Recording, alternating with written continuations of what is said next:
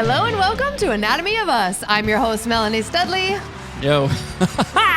What's up, my friends? My name is Seth Studley. I'm a licensed marriage and family therapist. Welcome to the show today.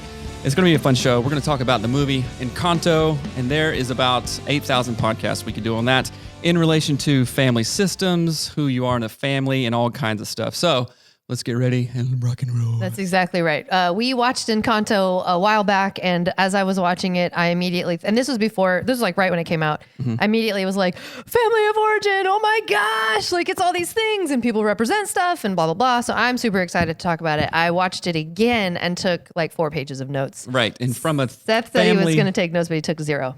They're all right here, baby. All right here. Okay. In the hard drive. Okay. The soft drive, rather. My brain's not hard. Anyway, being a literal family systems therapist, this is all we learned about in grad school. Different roles, different things that you can't go against, certain standards or unspoken stuff, all kinds of stuff that you don't mess with. And you go, oh, wait a minute. And when you get older, you really think about these things as you see your mom, as you see your dad, your grandma, your cousins, how you are kind of thing. And this movie represents about 100 of those archetypes and the reasons for it, which I'm super excited about. So, you guys, first off, this show is brought to you by getfaithful.com/anatomy of marriage. We're going to be talking a lot about family systems. And if you go, ooh, that's me. I'm the scapegoat. I'm the overachiever. I'm the underachiever. I'm the one that I'm the secret keeper kind of thing. Go to getfaithful.com/anatomy of marriage to maybe figure some of this stuff out. Because when you walk around and you have this heavy baggage, you're like, I don't know how to get rid of this. You got to talk to somebody. You got to talk to a therapist, a coach, someone who knows what they're doing. So go to getfaithful.com/anatomy of marriage to get your therapist today. That's right. All right. So diving and jumping right on in. I want to talk about, do you have any thoughts just right out of the gate of what you want to share like in roles? I want to talk about like the roles of each character, what I think they represent, because I've heard a lot of things out there on the internet that I think are slightly inaccurate. And I'm curious if you have any thoughts. Are those things from a family therapist perspective? No. Or just kind of anecdotally? Yeah, sort of just that. Armchair psychologist? Yeah, I think so. Okay. So one thing, and I'll start out with the very first scene. And I had he's a psychiatrist, a licensed psychologist, an Indian dude, native guy, and his name is Dr. Duran. And I've read a bunch of his work, and I've seen him. And every time he comes to town, I have dreams, right? And it's like super trippy. Like he's a legit medicine man. I respect him a lot. And he talks about historical trauma and multi-generational trauma and all this stuff. And he explains it in the easiest way possible. He's like, oh, something happened. Like something happened, whether it was to your grandmother, to your grandfather, to your mom, dad, to you when you were younger, something happened. And most of the times that's in reference to, oh, yikes, some kind of trauma happened. So if you remember in the very first scene, or one of the first scenes in Encanto, it's like, okay, and I'm not sure what was going on in Colombia at the time. I imagine some kind of civil war or something like that, right? I should have looked that up, sorry. But the dad, maybe patriarch of the family, died, right? They had to move their entire house. They lost their house. They lost their land. Sounds very familiar, doesn't it? Yeah, sounds like wow, Native Indian American country, right? So something happened, right? And then that something happened. Sometimes there's no time to process it, no time to go through. And there weren't many therapists back then, probably. So who do you go to, kind of thing? There's nobody to talk about it to. So that gets held on, and boom, kind of bottled up, and then we call them maladaptive reactions. So Encanto is like, okay, all these archetypes, stereotypes, some of them are maladaptive, some of them are not, and people do the best they can with what they got. So in Encanto, okay, something happened, right? So we start the scene with a trauma, there was uprootedness, and somebody died. And then Abuela, the grandma, was like, okay, and this reminds me very much of my own grandma, not my native grandma, but my British grandma. She was in World War II in England, and I don't know about you. Like her home city was bombed. Her home city was bombed, and I don't know about you. Her brother was a fighter pilot in World War II for the British Army and British military, and got shot down and died. Right, her brother, who When was like she 2 was, I years. think, 12. When she was like 12 or 13, And right? she answered the door when the people came Oh, I didn't know that. and gave her the Oh, that sucks. thing. Yeah.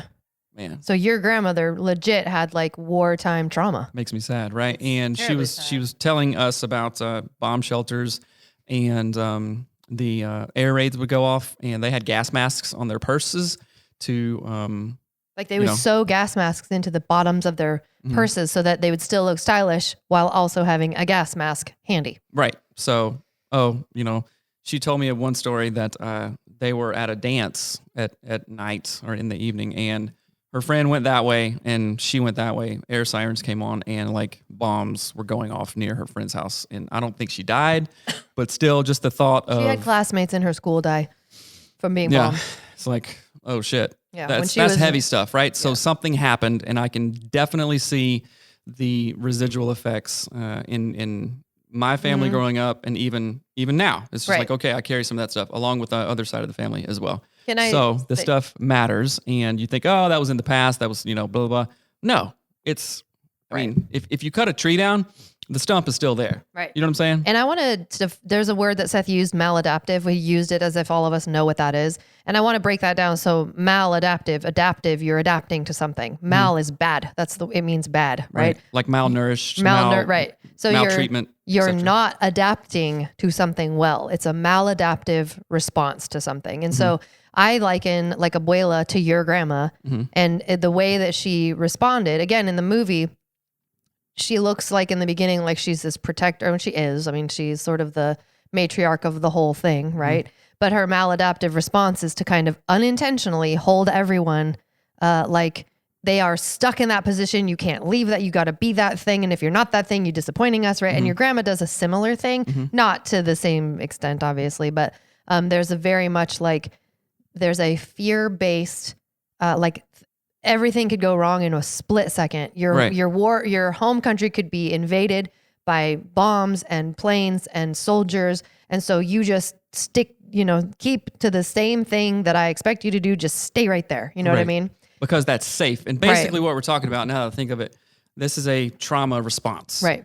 It's like the trauma, the adaptation, not all of it was maladaptive, but the adaptation of like, oh shit, we have to make this work. Like the one scene when Abuela, at the very beginning, when Abuela finds herself now without a home, without a country or land, and then, now without a husband. Right. And with three children. With 3 children. It's like, okay, what just happened? The threat is still there. There is no other, the only 2 choices are to die or to pull it together. Let's go. So then you go into the not fight, flight, or freeze. You go into the action mode. I mean, maybe it's a fight to stay alive, I guess. But coming from that can be trauma responses. And I didn't even know we were going to go here, but we can even talk about our own, like, I don't know, but we'll stick to the No, the I think we here. should in a way. Like, I think there's a lot there. So if you have like historical trauma, so it said, I Googled it, they were fleeing from Venezuela. That's what it says in the thing, to Colombia. Oh, I see. Right. And so I think it's made up. I don't know that it's like a historical reference or anything, but so there's a lot of that. That's historical trauma. Like you're fleeing your what's that called? When you're like kicked out of your country. What is that called? Exiled. Yeah, but there's a group, a refugee. You're a refugee, right, at that point. And so that creates this cascade of maladaptive responses. Again, none of them are meant to be hurtful. None of them are meant to be stifling or whatever. But as they sort of perpetuate themselves, it's almost like a genetic, like in a plant. Like if you graft on this weird thing and then it grows and grows and grows, it goes down your family line, like a lineage. Well, there's even a study called epigenetics in Indian country. They call it blood memory kind of thing. Yes. Like, my body, my cells know that. Which, listen to this. This is absolutely mind-boggling if you've never heard of this before. So when it's called, what is it? Fetal, whatever. So when you are a pregnant woman and you have a female baby, like a female zygote, when that becomes an embryo and then a baby in your womb, they already have your grandchildren's eggs inside of them. Mind blown. Like when I was pregnant with Hattie, my body had already created all of her eggs.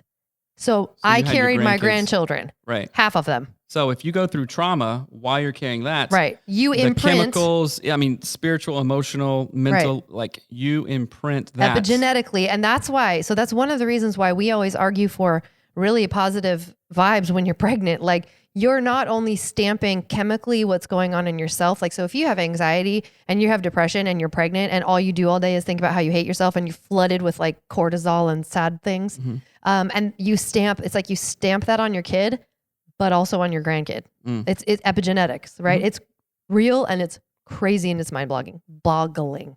It's mind blogging. I thought you were going to I thought you were going to tell about the story when your great grandfather went to boarding school from the reservation, ran away from the boarding school, like walked on train tracks for 5 days or something like that in the winter, and then got back to his I don't know that it was the winter. He walked like 3 states. He walked 3 states, right? And so he essentially as like an 11-year-old boy. He essentially said, "Hey, F this, I'm out." F right? you, white man. Left of school, right? Your dad did the same thing when he was a kid, but that was just regular public school. And then you did the same thing when you were like I wasn't going to say that, but like that's really funny. So my that's really weird. Did you know that when you were 8? No. No. Right. I think you probably didn't even know that your dad did it too. No, I had no idea. Right. I ran away from school and walked 7 miles in a thunderstorm home. How old were you? I was 8, I think. I was in like 3rd or 4th grade. Can you imagine Hattie doing that? No. And the roads I was on. What if Hattie walked from her school now to here? I'd be like, oh my gosh, she lives 1 minute away. When I was a kid, I literally walked 7 miles in a thunderstorm, like rain and lightning in Washington State on roads with no shoulders. And if you're from this area, if you know like Renton, May Valley, what is that elementary school? Maple Hills Eagles. I walked from Maple Hills to the Tiger Mountain Country Store, where my neighbor saw me walking soaking wet as a 9 or 8-year-old kid and picked me up. Like, I don't know. My dad did the same thing, and my great-grandfather did the same thing. Interesting. It's interesting. But anyway. Back to the show. So I think that abuela represents matriarchy and historical trauma and unintentional maladaptive responses. And a very strong approach to like, oh, it's up to me. I can sink or swim. And on a real level, she swam and created a family and, got her little nest together and made it work, right? While still like in the back of her mind, not having processed that trauma, and then started kind of playing out like these roles of safety. Here's your thing. Don't get out of line. This could happen again. You don't know what I've gone through. And she never says any of those things. She never explicitly says, like, this person must act this way, and if they don't act this way, I'll be mad. But she corrects constantly in the movie. Like, you can see her. She moves people's seats at the dinner table. Right. She does all that. She's always sort of like puppet stringing from the top. So one of the things is I like talking about over-indexing all the time. If you're, say that, you're 50 pounds overweight and you're like, F this, I've had enough, this is crazy, I'm starting today, and you do something crazy, right? So you're over-indexing, it's not balanced, and you're going to burn out kind of thing. If you wanted to start a workout program, or like, okay, I'm only going to drink water and eat potatoes, and that's it for 90 days or something like that. You're over-indexing to one side, and it's not going to work in the end. So what she did of having zero control, I'm being pushed out, we're being invaded, my husband died, we have nothing, that is zero control. Right. Nothing, right? She over-indexed to hyper control. It's my way, it's safe this way, I can control it, I know where it is, and that's a very, very easy response. Think of it this way. So my mom was in a car wreck recently, and she got rear-ended, and she has like some legit PTSD. We talked about it. I'm like, Mom, I think you should talk about this, right? Because she was super nervous to drive, and she even was more nervous when other people were driving. Oh, I didn't know that. You see what I'm saying? Yeah. So like when my dad would drive, or she'd ride with me or my brother or whatnot, she'd be like super duper on edge, nervous. Why? Because she didn't have control of the situation. And in that sense, the body keeps the score. Like, that is a book by Besser van der Kolk, and it really is like your body holds all of this stuff. It's not your brain. You're not thinking about it. I think it's Vanderkolk Besser. It's Besser. I don't even know. Vans are awesome. That's his name. Yes. It's Besser Astrovan. Wow. Anyway, so I want to talk about the different characters as well. So Mirabelle is the main girl. Louisa is the big strong one. Camilo is the shape-shifting dude. Peppa is the one who has thunder clouds around her head. And then Dolores hears things. And Bruno, we don't talk about. And then Isabella is the one who's quote unquote perfect. I think she's the Elsa of Encanto, which really bothers me. I don't know why they wrote her so close to Elsa's like character. And even the way, okay, if you love Encanto like I love Encanto, I hope you're annoyed that she also goes, what else can I do? Like she sounds like Alanis Morissette. Like why did we say the word do as if it has like 8 more vowels in it? It really drives me bonkers. You can thank Tom DeLonge from Blink-182. She has like a... That was really funny. Yeah. It totally sounds like that. But anyway. Yeah. So I want to. Who do you want to dive into first? Does anyone stand out as being important? Any of them. I mean, I don't know if we're going to go through all. I kind of want to. I actually kind of really want to. Okay, so let's start with one of the main characters, Mirabelle. Oh yeah, the main chick, the one who does. Okay, also, spoiler if alert. you haven't seen Encanto, don't listen to this because you'll be sad. So she's the one who, quote, doesn't have a gift, right? What are your thoughts on that right out of the gate? She didn't get a gift, and yes, maybe because, okay, I haven't really thought about why she didn't get a gift, but she knew that something was wrong, right? You know what? Maybe her gift was intuition of, wait a minute, this is kind of going sideways. I want to tell you what I think it is. Well, can I finish what I'm saying? Uh-uh. Somebody said you interrupt too much, and I am thinking of that. So, somebody. Oh, I want to dance with somebody. That's how my brain works. Keep on. Anyway, go back to the thing. She's not the black sheep, by the way. Go to the. Oh, I think she is. No, she's definitely not. She is the one who kind of like that. She's the canary in the coal mine kind of thing, right? So everybody else got their gift, right? And who gives the gift, right? Who reveals the gift? I know the magic candle does, right? But the house does, the casita does, right? But and the candle and abuela, right? Yeah. She does the whole ceremony. She's about that, right? So she didn't get a gift from the grandma, maybe because the grandma didn't know, or so. Okay, all the other people had their role. They had their gift, right? Hey, abuela's going, okay, you're the strong one, you're the pretty one, you make the clouds, you listen, all that stuff, right? But she could not come up with a gift for Mirabelle. Mirabelle, because this is where you get into Mirabelle, some psychology piece of it. She's like, oh, I don't know what's going on over here. So, okay, you just sit over there, be quiet, don't do nothing, right? Because I don't know what to do with you, kind of. But Mirabelle knew, like in her heart, she was like, okay, this has some tension. You better tell the kids to go get Hetty. This has some tension. We don't know what to do with it, right? So she was kind of the where are you going? Okay. So Mirabelle.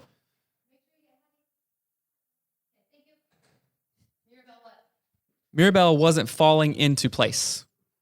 Yeah. Right? She wasn't falling into the archetype of like, here's your role. This is what you do to fulfill your role.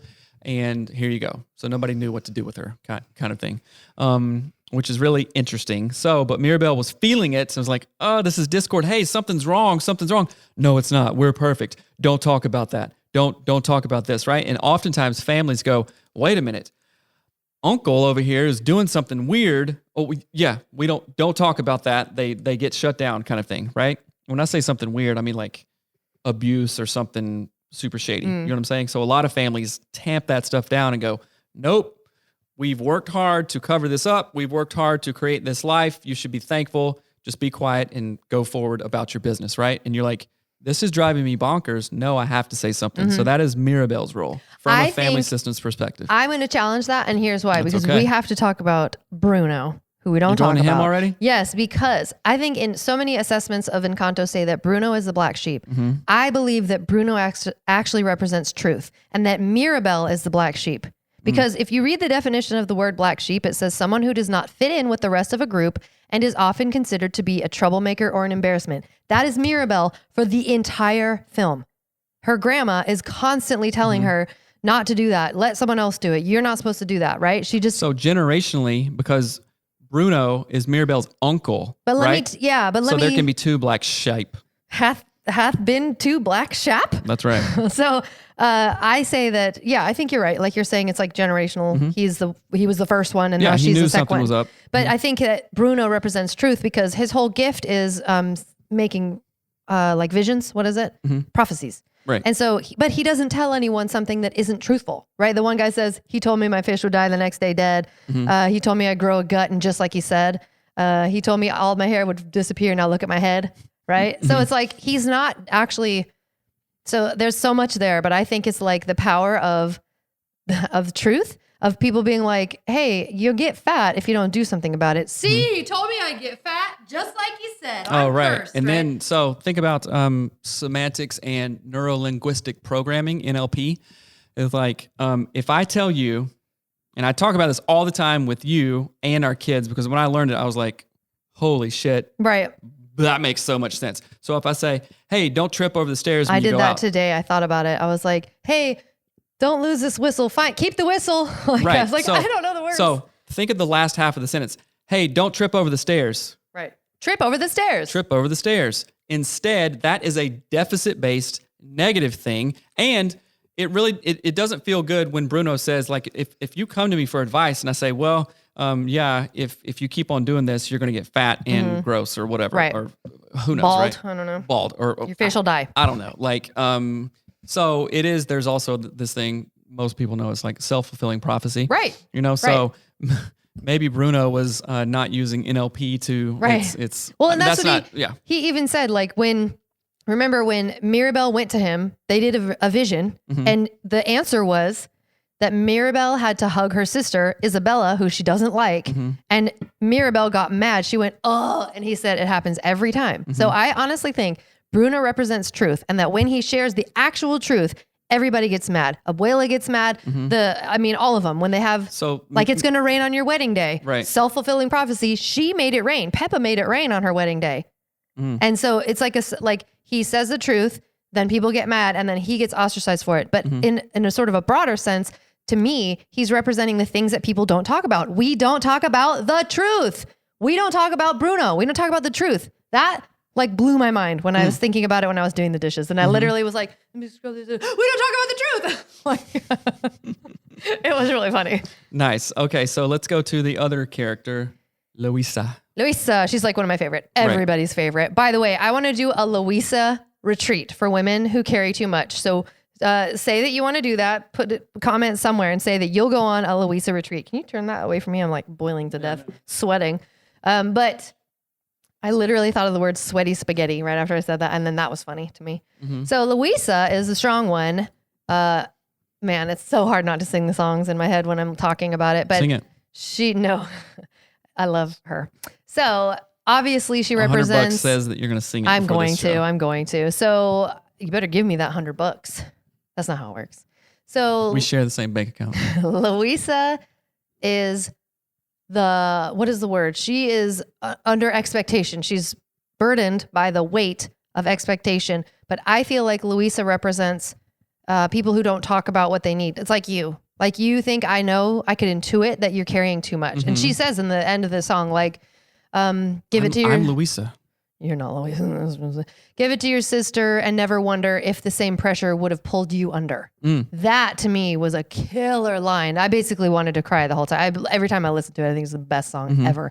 But it's that same idea that she's just kind of, I don't know what that would represent. Is there a word that represents that? So her archetype kind of thing from a family systems perspective is, okay, she's capable.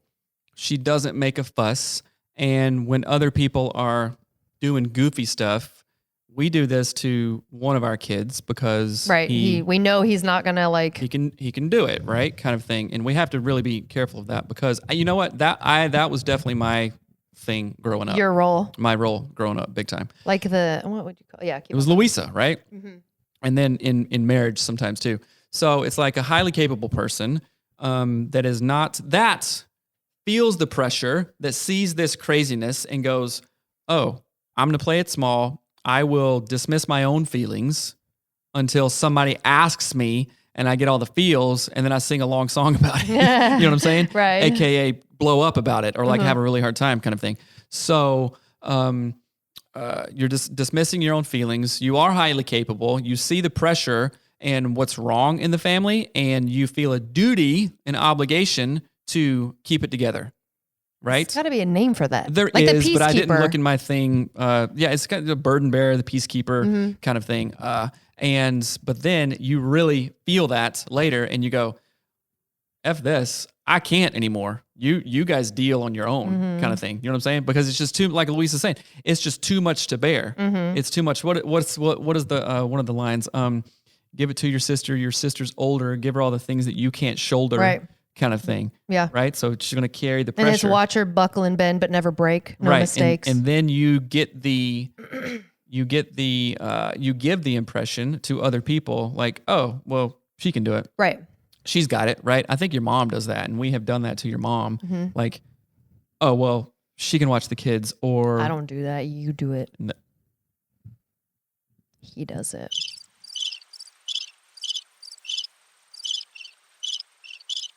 Okay, turn the crickets off. I'm the DJ over here. Okay.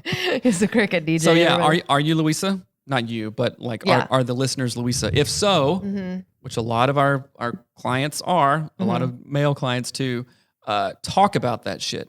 Talk about it. If you conflict avoided is what? Conflict multiplied. Conflict avoided. I can take it. I can shoulder it. I'll white knuckle it. I got this.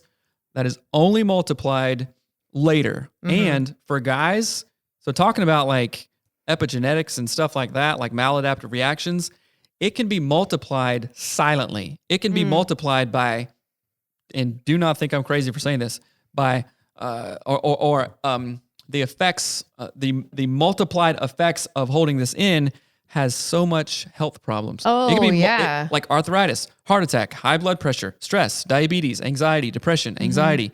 You just said anxiety twice. I know I was saying it fast. All kinds of stuff. Right. All kinds of stuff. And then guess what you do? You do coping mechanisms. You go drink too much. You smoke too much. You work too much. Gamble. You gamble. You do all kinds of crazy stuff, right? Because you're not talking about it. So conflict avoided equals conflict multiplied just doesn't mean like a loud argument with your spouse. Right. Internal conflict, external conflict, Right. all It's like spiritual conflict. Compounding interest. Like the longer you wait to talk about something, the more it grows and grows and grows. And it's like beyond, it's compounding. It's beyond just regular trajectory or whatever. Right. But then on the gonna other have to redo the thing here side, soon. yeah. On the other side of that, conflict shared. No, conflict? Yeah. Conflict shared is a conflict. What is it? Divided? Hold on. Let me do the camera. I don't know, something like that. But conflict shared is conflict, maybe not dissolved, but conflict diluted. We'll say is conflict lightened. Halved. Conflict halved. Oh, that's right. Conflict shared is conflict halved. So you saw in the movie when Louisa told Mirabelle about all of her stress, she like broke down. Like she went from being nothing stops me. I've got it all. Diamonds and platinum. I find them in platinum, right? Like my favorite line. So she goes, it's this like workhorse mode. And then Mirabelle says, your eye is twitching. And then she like denies it, and then breaks into song, right? So she breaks down. So I'm bringing that up because the workhorse of the family, the peacekeeper of the family, the you of the family, right? When they get an opportunity to actually share and someone might actually listen, they tend to like dissolve into a puddle of tears, Right. or anger, because there's so much Usually pressure. it's anger first, and then It depends tears, on, I think right? it depends on the person and what they're going through and all that stuff. But I think of like even in like when, this is going to sound totally weird, random, but like when my grandmother was sick for a really long time and my mom was taking care of her. Now it's not my mom's mom. It's actually my dad's mom. And so my mother was taking care of my grandmother and she was just like the one who would show up and do everything. Right. And that pressure was so intense that she would like, you know, not in a bad way. She was always pretty balanced about it, but like you could see when there was a moment that she could talk about it, it was just like, you know, because it was such a big burden. And so what? maybe that's why I'm a therapist in the first place. Like I see the value of that and I can see it in other people. And when they share it, kind of thing, is that serendipitous exchange thing that I talk about. Yeah. When they share it, that kind of gives me permission to share it. And it feels really good to be able to be the Mirabelle to the Louisa in that kind of situation. I just wish you'd do that to me. You're too close to me. Sorry. Can't see it. I think that that's a really good assessment of that. And I think it's an important role to talk about. Also, like when you start talking about these things, it's really hard for people like that. And so just to kind of have that awareness in your mind, if you feel like the Louisa, you feel like you want to talk about these things, don't be surprised if it feels like this massively overwhelming thing. And in that case, journal. Journal. Yes. You may accidentally fire hose someone else. 100%. Okay, so who do you want to go to next? I want to talk about Peppa, the one who makes weather. Which one's that? Oh, it makes weather. Okay. Because I think that Peppa is a great example of, what is it called? Mindfulness. Actually, a lack of mindfulness. Well, kind of. She's like a kind of a mix of it. She does both. She tries. But it's interesting. It's like she can control the weather when she wants to, but when the weather is controlling her, she has a really hard time not doing it. Does that make sense? Like not controlling it. So I think that she's a really great externalized example of the internal process of like, there's one time when it's like, I think it's when something bad starts happening. The house starts falling down or something. And she's starting to like thunder and she's trying to make herself stop. And she's like, blue skies, blue skies, blue skies, blue skies, or something like that. And it was really funny because it made me think of like, that is a really great example of mindfulness. Yes, that's what I was going to say too. It's an example of mindfulness and present moments awareness, right? There's this whole thing called MSBR, mindfulness-based stress reduction. Like you can reduce stress over and over and over by doing these mindfulness. I think you said it back. Anyway, I don't know. MBSR, mindfulness-based stress reduction. Yeah, and you can actually control it, right? And say that we follow Peppa along, say the movie was long or something.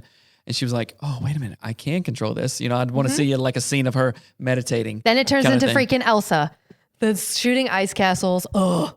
No, that's not present moment awareness. Or maybe it is. Elsa, maybe you can decide to be like, I'm people. ripping this bastard up. Let's do this. Tornadoes on everyone. Yeah. No. Yeah. So yeah, that's I think that's a good read of Peppa. Right. How does that play into the larger system? I don't know. I mean, she is representing, I think what I love about her role is that, again, even if it doesn't play into the whole system, even if we don't make that tie or that connection, I want you to think of Peppa and how the weather pops up. Like when Antonio, her son, is going to get his magic or whatever, his gift. And she is like looking at him and she's saying, I'm so excited, but then she starts to rain. So she is like, even a visual representation externalized of the internal workings of conflict within your own mind, right? Like I can both feel very excited for my son to go to college, but like, oh my God, what am I going to do? My son is leaving, my baby boy. So you have rain over here and sun over here. And she's a great, I don't know. I think I love to have visual representations of the complexity of the human mind. I think it's really helpful. You love it, but you don't. I do, but I don't. Our kid used to say that all the time. I do, but I don't. Marin wanted to go to his friend's house or something, and he got the invite.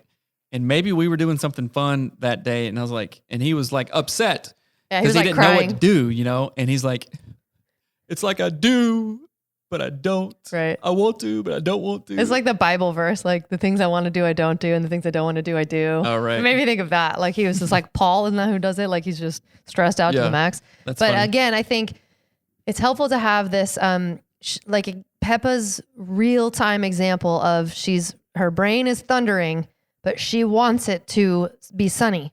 And so she literally meditates, which meditate means to roll over and over and over again, to like repeat. It's almost like a mantra. She has a mantra, right? Sunny skies or whatever. Blue skies, blue skies, blue skies. And you can do that same exact thing too. So for example, if let's say you're starting to feel stressed out, like your kids are driving you crazy. I'll use an example of like motherhood. So I'll have times when my kids make me feel like I'm going to lose my marbles because they never stop making sounds.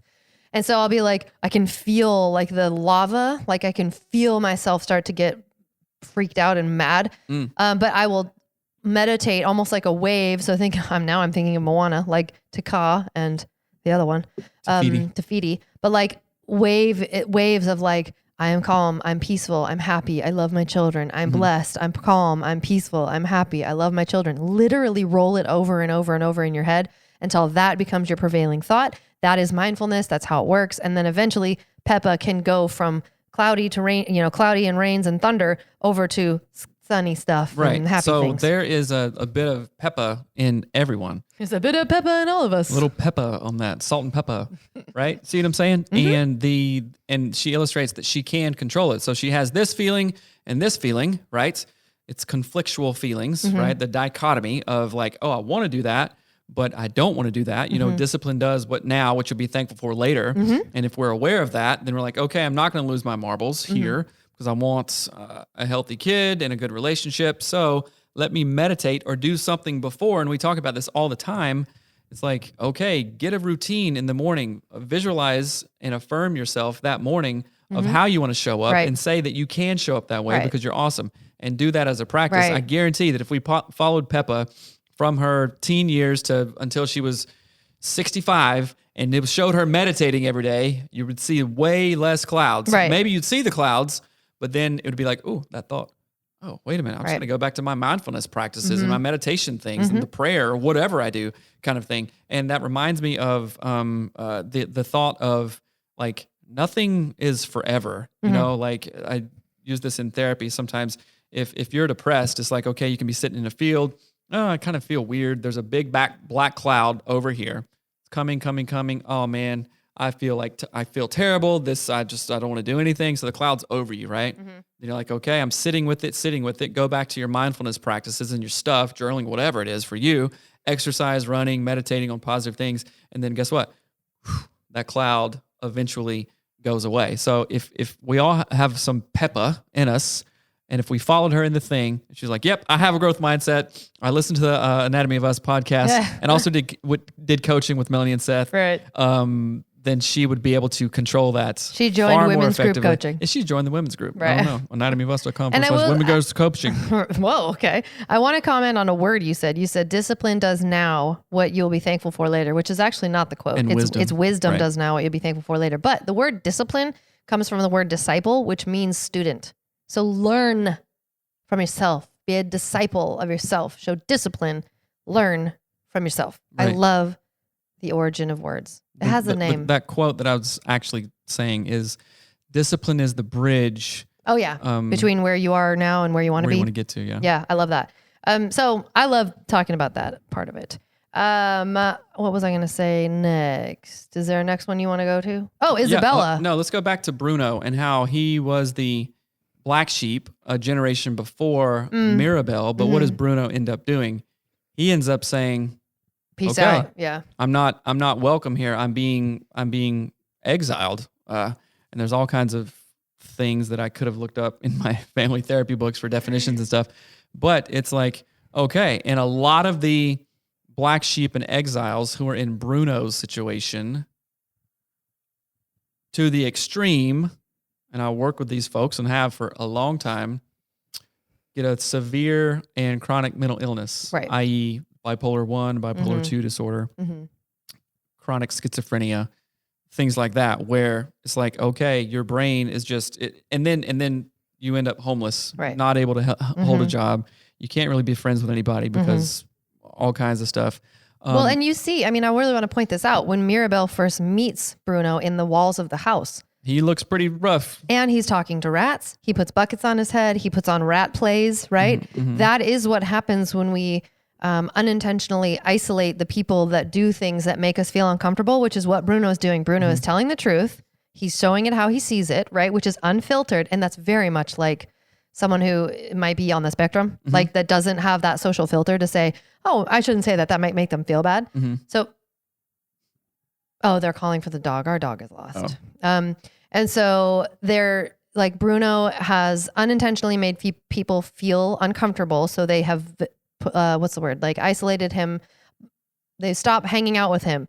Then he stops being socialized. And because he's not socialized, when he tries to socialize again, he's worse at it and worse at it and worse at it, to the point where he doesn't want to socialize. Nobody wants to socialize with him. So it's like even more farther apart. To the end, then you start to disassociate. Right. Yeah. Not only with others in reality, but with yourself. Yeah. And then the mind disintegrates. Right. Like it's integration. Not integrated, right? Right. And then you get into crazy land. And I cannot tell you how many people I've sat with, 1 minute, a bunch of minutes, thinking there's cameras everywhere. Yeah. CIA, FBI, aliens. And I've sat with a lot of those folks. Right. I love it, in fact. And then, boom, the clearest insight ever. I'm like, you just popped into reality. Right. You just popped into the real world the here. real world, and you are 100% right. Right? But then their brain gets scrambled, and then boom, they go and back now out. we're not trying to say that No, I'm just every not, people no. and you know that. So I don't want to like whatever. No, but I'm just explaining it in my experience of that. But luckily, Bruno had someone reach out to him, Mirabelle reach out to him, who understood him, was like, hey, what you have to say is true, is good. Let me help you integrate back here. Right. And think of the meta meaning behind all that. Mirabelle went on a journey to find him. She didn't just knock on the wall. She had to go behind the painting where there's a hole to the house. Like No. We'll find him later. Keep looking. It's okay. Just keep looking. But she had to go on an actual journey. She had to put herself in danger. She had to do her own risking and her own work. Her entire family said, we don't talk about him. Don't go looking for him. That's a bad idea. And I think even who is it? Dolores, who can hear everything, says something like, you're the, what does she say? Someone tells her not to do it and she goes and does it anyway. But I'm only pointing that out. We're going to hear Hattie's calling for the dog behind the thing the whole time. But the reason I'm pointing that out is that if you are the person saying, man, I notice this black sheep in my family, nobody's talking to them, or they're, isolating, they're doing all these things, they're getting weirder and weirder and weirder. It's a journey to help them. It is a journey, and you will put yourself into a position of possible ostracization. What? Ostrich eggs. And that's not necessarily a bad thing, but I think it's interesting because that is the journey that people go on when they try to help somebody that's in that situation. Right. And a lot of times, if it's a family member, also remember, because I've seen this and lived it out to a degree, and you have too, you can't. So Mirabelle, if she was acting in the way, like, okay, I'm going to go after Bruno, integrate him back in, I'm going to save him kind of thing, that can take years and years and years. And some people just don't want that, Luckily, Bruno did and was open to it. But there have been zillions of cases to where, like, okay, they just need tough love or this or that or whatever. Right. And sometimes that is just not the case. And you could never, if Bruno didn't want to come back, nothing Mirabelle did or didn't do could have made him come back, right? He wanted to come back. He saw it and was like, oh, yes, somebody finally understands me, right? And that was the road back to that. But you can beat your brains out for 1,000 years trying to get somebody to come back or not. Like, I have uncles this way, all kinds of stuff. Right? And in that movie too, like, Bruno has a place setting. Like, he sits at the end of the kitchen, remember, on the other side of the wall, and he has his own plate. Like, he clearly wants to be a part of the family, but is ostracized. Like, he's outcast anyway. Right. And so that's a sign he wanted to be back there. He was still like halfway living in that world. And I think that's a powerful. He plays a really powerful, like a archetype in this, role in the whole system. There's something else I was going to say about him. Okay, what about Isabella? She's pretty. She's perfect. People, it's kind of like the rock star of the family kind of thing. It's the good face of the family. It's the golden child. In fact, that's a thing. It's like, okay. I'm going to tell her to stop. Okay.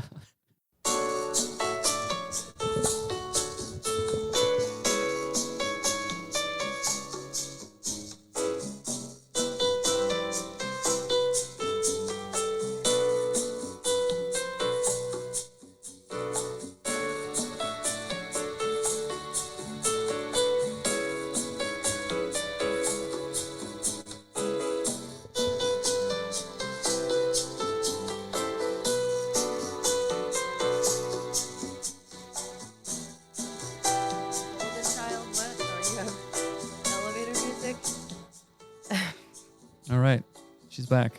Okay. What's up, guys? Sorry for the intermission. So, is it Isabella, the golden child, right? And that's an actual term in family therapy kind of thing. It's like, okay, we approve of this person. This is good what they do. We want to see that. It's a good face for us. It might be like, oh, this kid got great grades. They're going to college. They started a business. They married somebody, equally as amazing. Carrie. I told her, I said, I'm Louisa and you're Isabella, and everybody knows it. Whatever, right? But that is the thing. But in the end, how happy is Isabella? Does she want to marry the perfect guy that No. everybody, abuela and everybody picks for her? No, she doesn't. Why? Because that's not what she wants, right? So she's giving up some of her autonomy to play a role as a face to kind of like look For good the family. She says, I right. did never want to marry him. I'm doing it for the family. doing it for the family, right? The forward facing kind of like, okay, this is what you see in the window dressing kind of thing. What you don't see is the bullcrap storage room that hasn't been Right. dusted for 1,000 Right. years kind of thing. So I'm asking people, what role do you play in this? Are you the golden child kind of thing? Are you Isabella or Bruno, the black sheep? Are you what's the other one? Louisa? Louisa. Do you bear the burden of stuff and you don't talk about it and you dismiss your own feelings? Or are you? I really don't know Maribel? much about the other one, so I think that's pretty good. No, that's fine. Well, I want to keep talking about this one unless are you Oh, the wanting to be done? golden child. You're going Yeah. back to that? I want to, there's a lot of things I think about that, but like the actual definition of the golden child is one who is favored or the favorite in a family, on a team, work, etc., often held in high esteem by others and for whom there are high hopes. Oh, high hopes. Right. So it's just expectations of, and then also in that realm of, okay, I have really high hopes for you. You're the golden child. There becomes a very narrow way that you can be successful and be that golden child. So you start doing something out of bounds. You grow a cactus when you're known for growing roses. Then all of a sudden, what are you doing? What's wrong? Don't do that. So then, okay, I'm not going to do that. That's a rubber fence kind of idea. Like the golden child pushes against that rubber fence concept and gets flung right back in. Like, don't do that. That's farther. You're not allowed. Right. But no one actually says that. No one says you can't do that. Right. They just but you feel the tension of it, like with, Right. with a stare or the like a questioning of like, what are you doing? Right. What's Or going on? why would you do that all of a sudden? Right. Or I also had that role. yeah, for sure. Yeah. I did too. You did? No. Nobody had Carrie's it. No, the golden Carrie didn't child. have that. Yes, she is. Carrie just is the golden child. Like in her, she doesn't do anything wrong. It's Jesse. You're right. It's Jesse. It's not Jesse. It is him, and he feels it, and he never talks about it. That's so true. Jesse is both the golden child and Louisa. Maybe that's why we're Within friends. my family. There you go. That's actually not. Mind is being blown right now. I'm trying Stick to think around of with me, I'll what tell you more. else. Okay. I don't think there was any other characters. I think Dolores hears things. I don't know what that could represent. If I thought about it for more than a minute and not on a show on the spot, I could come Right. up with some good stuff. But I want to ask you guys, what character are you? Who do you see yourself as? And that's not like a curse. It's not like, oh, I'm so-and-so. Oh my gosh, this is terrible. Right. No, there's ways out of it. Or not even ways out of it, but ways to navigate it right, healthy. ways through it. Guess what? Since I was oh my gosh, I was also in some degree the golden child, also burden bearer / black sheep. When I was like, I'm out of here, I'm moving. You were all to the Seattle. things. No, I'm serious. Okay. I'm not joking, right? But guess what? Through all kinds of stuff, therapy, coaching, Oh, I know. There's journaling, so much more that I want to talk having a about. growth Hold mindset, on. you can get out of that. Right. It's not like this, you're handcuffed to these things forever. This is okay. There's a couple more things that I want to talk about, unless you need to go. Do you want to? Okay. So I wanted to talk about actually the candle itself represents, in my opinion, tradition. Like the candle is just like we do it this way. We've always done it this way. We never do it any other way. Does that make sense? Yeah, but I disagree. What do you think it stands for? It or stands for, it's an external thing. So they think that they need the candle to have a rope, a tie to this internal God-given awesomeness, right? And if the candle goes out, that's it. Well, I'm saying almost the same thing. Like if Right? the tradition, Well, the it candle became a tradition, but I see Right. the candle as like an external representation of what people actually have inside themselves, but they just don't know it, right? So it's like I don't have my gifts. I don't have. Remember, all their gifts went away when the candle went out. You see what I'm saying? So the candle went out. Oh my gosh, I'm not strong. I'm not insightful. I can't do this. But guess what? It was inside you the entire time. So what's a real world representation of that? Like So if I that lose would my be- job, if I lose my job, I'm nothing. if I get right? divorced, I'm nothing. So the candle, not so much family tradition, in my opinion, but identity. The candle represents identity. Represents Oh, I mean, well, yeah, because, my identity as the strong one, the burden bearer, I shoulder everything, but the candle went out. Now I'm not that anymore. What do I do? Right? And then you have an internal like crisis kind of conflict of like, what's going on? Who am I? Right? But in the end, you don't need a candle. You are the candle. That's right. You are the candle. That's exactly See what I'm saying? right. And how does this apply to marriage? Getting heated, girl. How does this apply to marriage? You don't make me happy. You do nothing for me. No, I thought we were talking about a candle. You don't make me happy. You don't complete me. You don't do anything, right? And when I look to you for those things, what kind of relationship do we have? The worst. Am I sexy if I do that? No. You want to jump me if I do that? Never. Right. Or I'm like, oh, fuck this. I am the candle. Don't talk like that. I'm the candle. I have it inside me. How confident is that? How attractive is that? How willing are you to be like, yes, that? And what kind of relationship do we have? A good one. Right? You're not listening. I am. You said, what kind of relationship do we have? Okay. All right. Plus you're saying to edit something out. Yes, I am. We have this on the thing. So does that make sense? Yeah, I agree. I think that's a good You are the interpretation of that. candle, Louisa. You are the have it candle, within listener. You are. And I think in a larger sense of it, what I love about this is the end. There's a song in the movie called Two Oruguitos, which is two caterpillars. I don't know if I'm saying that right. Two oruguitos. That's exactly right. So I love it. And I looked up the lyrics. Actually, I didn't look them up. We always have closed captions on our television. We always have done that. Just typed it out. No, it says it. It translates it. Kids that grow up with closed captions get Better read readers. earlier. Yeah, I know. But We're the best parents. I love closed captions. Especially when you watch like a drama and that's English and someone's hard to understand. I'll just read that. It's easier. Basically. But anyway, two oruguitos is two caterpillars. And oh my gosh, the language in this song is like doy. So it says two caterpillars. Well, I don't want to read the whole thing, but like yo doy. Yo doy.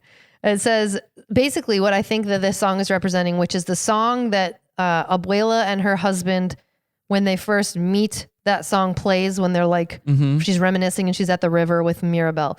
And there's lyrics that says, don't you hold on too tight. Both of you know it's your time to grow, to fall apart, to reunite. Wonders await you just on the other side. Trust they'll be there and start to prepare the way for tomorrow. So like that whole thing is it's time to grow. And in order to grow, again, two caterpillars, you're a little tiny bug, you're a grub. You just be a grub here. And then all of a sudden, you got to grow. You need to turn into two separate things. And then on the other side of that tension, you'll reunite. It'll be better. But it says, wonders, what is it? It's your time to grow, to fall apart and reunite, which is literally the concept of the entire movie. So guess what? So in order for the entire family system to be better than it was before, they had to literally fall apart. The house falls apart. The casita falls apart. And then when they come back together, it's a much more balanced. It's not this maladaptive, like refugee, fear-based, all of that historical trauma. It's healed, but it's healed collectively. Bruno's back in. There's no black sheep. There is all this like, it's a very like teamwork makes the dream work vibe. But I just love it. I love that the song had to do with it and that it is so representative. Like the town helps. It's not, you haven't made like idols of each person's magical whatevers, right? So guess what? One thing that's so important in that, they didn't fall apart willingly. Like Abuela did not go, okay, I see this. I'm gonna tear it down, right? And it's the same thing. I was talking about a mastermind member about this today. Sometimes our body gets physically sick. Oh, yeah. Because that is your internal thing saying, okay, you're not going to slow down. Right. You're not putting the brakes on this, working, doing whatever, good or bad kind of thing. Your body inside you says, I'm putting the brakes on, boom, you're done. Right. Kind of thing, right? Did I elect to get sick anytime I've ever gotten sick? No. Right? Right. Or the same thing with you, right? So if you don't put the brakes on here and in your heart willingly, then your body would be like, poof, let's do this. And you see this in family systems all the time, Families would come in and the mom would have a raging drinking problem, right? And the dad would be super, super pissed. Guess who had the problem in mom and dad's eyes? Well, our boy is skipping school. He's smoking weed. He's cussing around. we're here for him. What's going on, right? Oh, yeah, So yeah. she wasn't going to willfully quit drinking. He wasn't going to stop being a workaholic and being pissed off all the time. Right. So guess who made them go, whoa, Right. what is this? Yeah, something outside of the system. Well, the kid was in the system, right? So it's like this exemplifies that perfectly. And sometimes you're forced to change. Right. And growth is always uncomfortable, even with a freaking caterpillar. Cadillac. It's forced to change, right? Otherwise, it won't grow. If it never grows wings and just goes into the cocoon, it's just going to die. You know what I'm saying? And sometimes you ever seen like a pupa that's just dead? It never came open kind of thing. He turned into a pupa, super duper. Fa la la, hey. Open up the chrysalis. And what is that show called? The kids watch that all the time. I don't know, but sometimes they're like, okay, this hurts too bad. I'm just going to die. Right. You know, I'm just going to give up. I'm just going to I'm going to keep on drinking. Or whatever it is, right? But growth comes in the uncomfortableness and discomfort. Ryan Holiday has a great book. The obstacle, the hard-ass thing is the way. That's not the title. The title is The Obstacle is the Way, but I kind of paraphrase, right? The thing that you don't want to do is sometimes the thing to do. It's like that's when you dig down. That's when you reach in. You know, if you're running a marathon, which I don't even know how, 26.2 miles, if you get to mile 26, the hardest part is going to be the last 0.2 of miles, right? If you fall down and lay there until nighttime and the race is over, and you still have 0.2 to go, you didn't finish the race. Right. It doesn't matter. Well, it matters. But those, what is it? What? I know. Hey, what good you're job not saying. finishing the marathon. That's great. What an inspiration. That was funny. Can I say something about something? Yes. So you mentioned family systems things where you got like a family where the mother's an alcoholic, the father is angry all the time, and then they come in saying it's the kid's fault. That's why they're at therapy, right? So you see this with little kids too, when parents are when a system. I'm thinking of very specific friends of ours. You've spent some time with them recently and noted the awkwardness there. But remember when their kids were even younger, and we would go. And you know who I'm talking about? Yeah. So we would go to their house and you would see this major dysfunction within... Sean and Carrie. That's delightful. You'd see this major dysfunction within the marital unit that was manifesting in really terrible behavior in their children. But then the parents would just get mad at the kids, right? So the kids' behavior would be terrible because they're trying to subconsciously change what's happening in front of them that they can't put words to or whatever. And there was a line in a Jordan Peterson book I read lately, which was so cool. He's like, children may be little, but they are ancient creatures. And he's like, wired into everything that they do is the wisdom of our human race.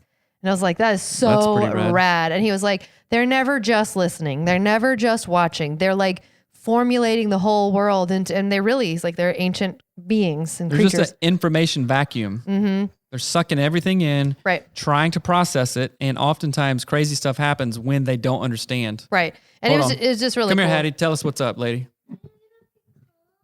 We are going to wrap up, okay? We're not. We're recording a world famous podcast.